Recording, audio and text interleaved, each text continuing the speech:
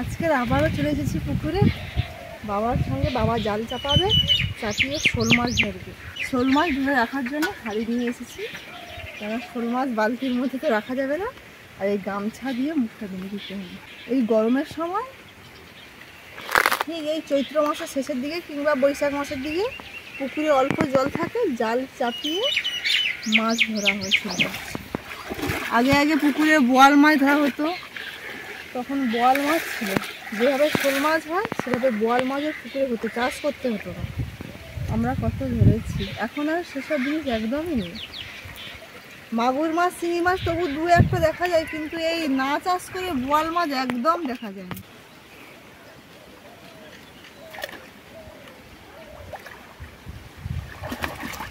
বাবা কি গরম জল!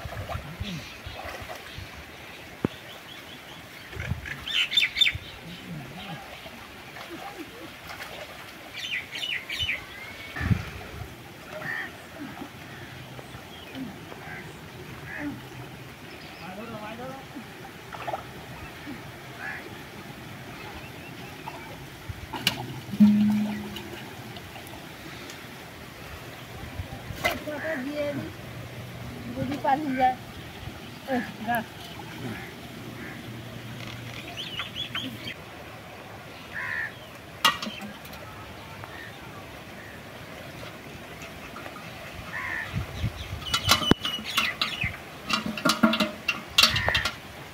দেখি আমি একটা পাই নাকি।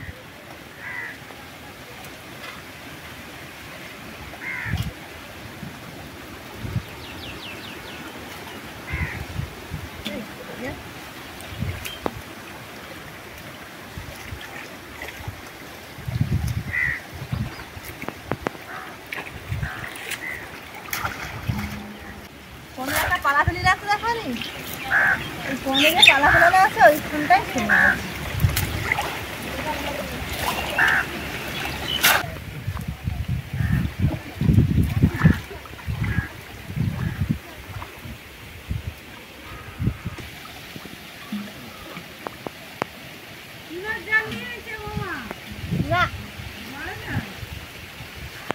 মাথা গরম।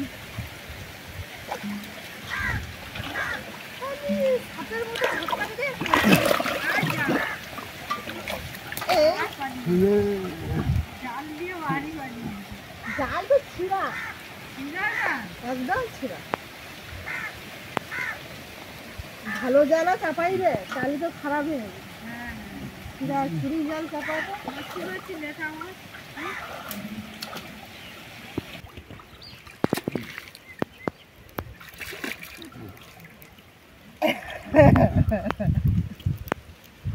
শোল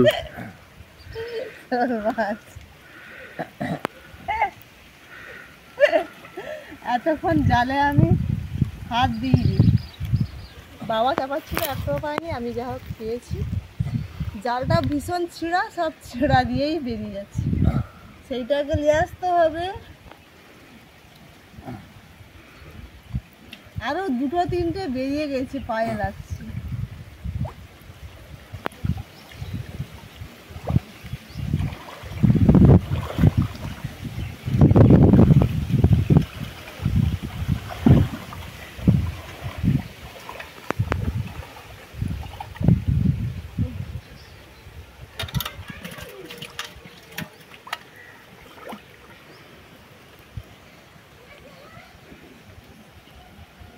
এইখানটায় দুটা তিনটে বাড়ি গেল, ও ধারে একসঙ্গে ছিল।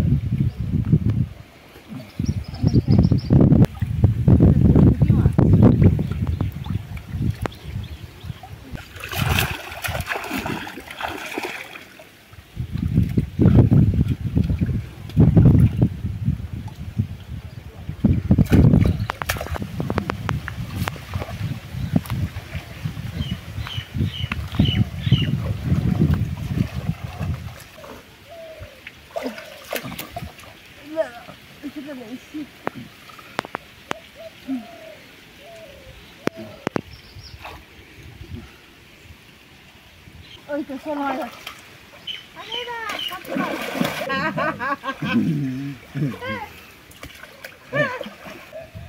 আমি চেপে ধরে রাখছিলি।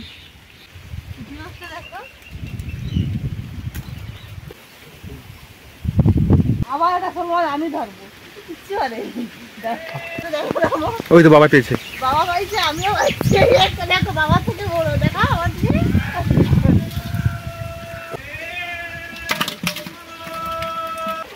না বড়।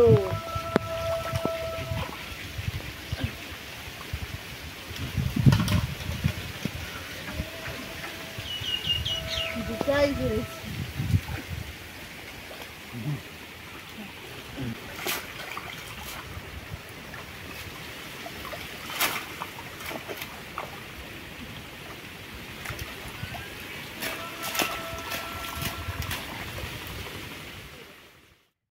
দেখুন একটা একটা পুঁটি মাছ এত বড় করে, এর থেকে আর পুঁটি মাছ, এই দেশি পুঁটি আর বড় হয়নি, এত বড় হয়েছে।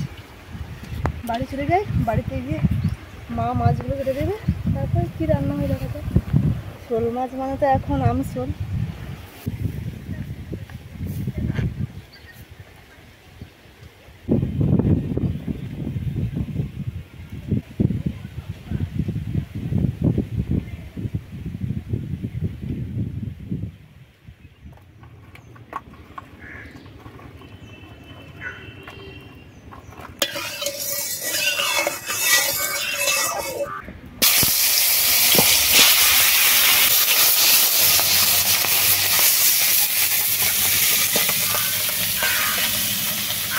পুকুর থেকে মাছ ধরে নিয়ে এসে পুঁটি মাছগুলো যে পড়েছে, পুঁটি মাছ কই মাছ, সেগুলো আলাদা রান্না করবো ঝাল। আর এই যে শোল মাছ, এই শোল মাছে কুমড়ো এবং আম দিয়ে টক বানাবো। এই দেখুন এই কুমড়োটা দিচ্ছি, কারণ এই কুমড়োটা খুব মিষ্টি।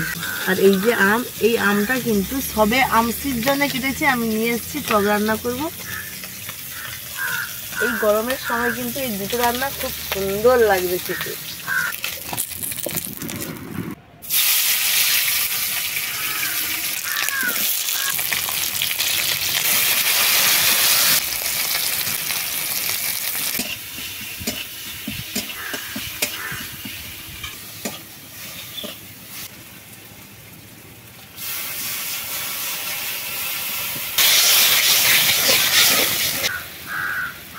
ঝোল ফুটে গেছে, ভেজে রাখা মাছগুলো দিয়ে দিচ্ছি।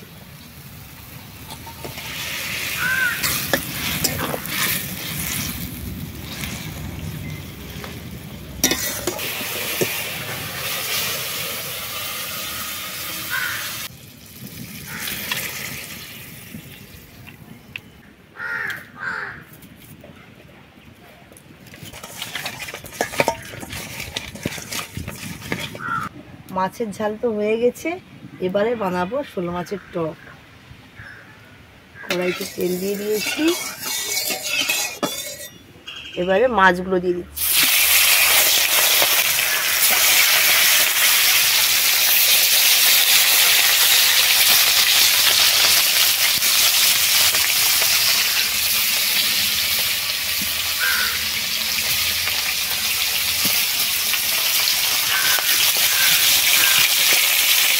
বাকি মাছের যে ঝাল বানিয়েছি সব কিছু দেওয়া দেখিয়েছি, কিন্তু মুখে কিছু বলিনি।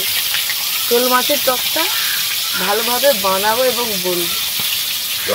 শোল মাছের টকে বেশি কিছু লাগেই নি, শুধু সাধারণভাবে রান্না করব। আর এই সব মাছে বেশি মশলা দিলে এর আসল স্বাদটাই থাকে না, তাই জন্য হালকা মশলা দিয়ে বানাবো। আমার গলাটা ধরে গেছে, কেননা এখানে আমাদের মনসা পুজো হয়েছিল, আমরা কমিটি ছিলাম, 3-4 দিন প্রচুর আনন্দ করেছি, মানে হই হুল্লোড়ে থেকেছি, তাই জন্য গলা বসে গেছে। 1 সপ্তাহ ধরে গলা এখনো কাটছে না।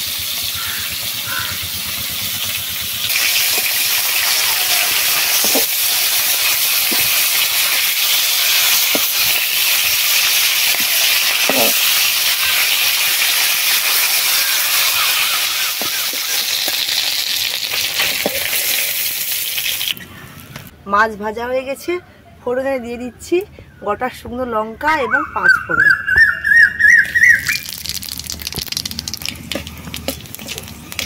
এবারে দিয়ে দিচ্ছি কুমড়ো এবং আম।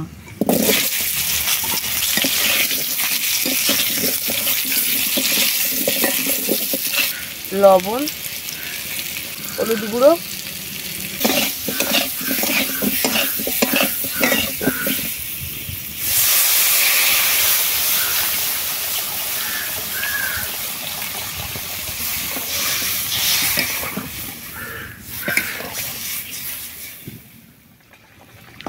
কুমড়োগুলো কিন্তু একদম সেদ্ধ হয়ে গেছে। এবারে দিয়ে দিচ্ছি সর্ষে বাটা। সর্ষে বাটা দিতেই কিন্তু টকের আসল কালার চলে এসেছে। আমগুলো একটু ঘেঁটে দিচ্ছি।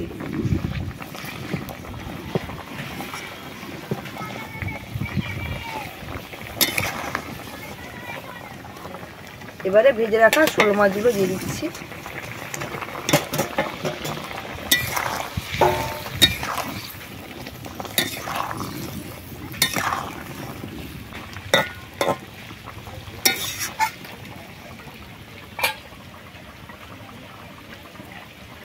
উপর থেকে একটু কাঁচা সর্ষের তেল ছড়িয়ে দিচ্ছি। টকে কিন্তু কাঁচা সর্ষের তেল দিলে টকের টেস্ট আরও বেড়ে যায়।